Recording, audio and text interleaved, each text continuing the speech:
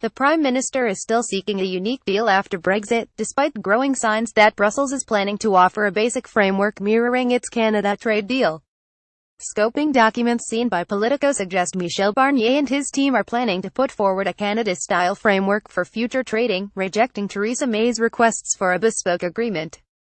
The EU's position is that if the UK leaves the single market and customs union, only a standard free trade agreement will be possible, with no direct branching in areas like financial services, and only limited EU commitments to allow cross-border provision of services. City AM reported Barnier was leaning towards the CETA approach back in October. It lifts 98% of tariffs for trade and goods, but offers no lifeline for the city. At the time, former business secretary and Liberal Democrat leader Vince Cable warned the exodus of firms would accelerate under a deal of this kind. Nomura analyst Jordan Rochester said who expected anything more at this stage? That process will take a very long time to sort out, especially when Barnier says it could take 3 years.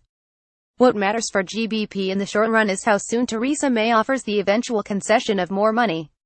This morning the Prime Minister's spokesman declined to recognize reports that she was considering a compromise on the divorce bill, stressing the government's position had not changed since May's Florence speech 2 months ago.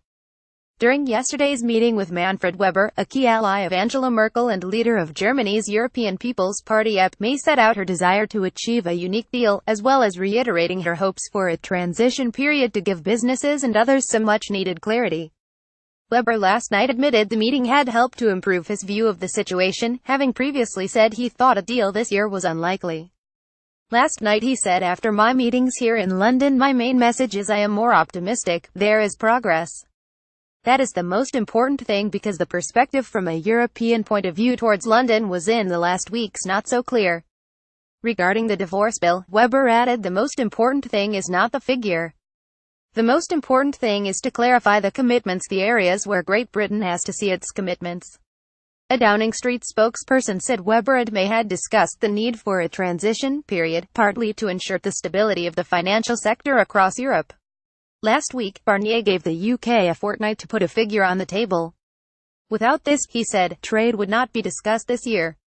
Reports are now suggesting May could table a significant offer before the next EU Council summit on December 14th. Meanwhile, Guy Verhofstadt struck a positive tone in an interview published today. It's our goal to conclude the talks with an agreement.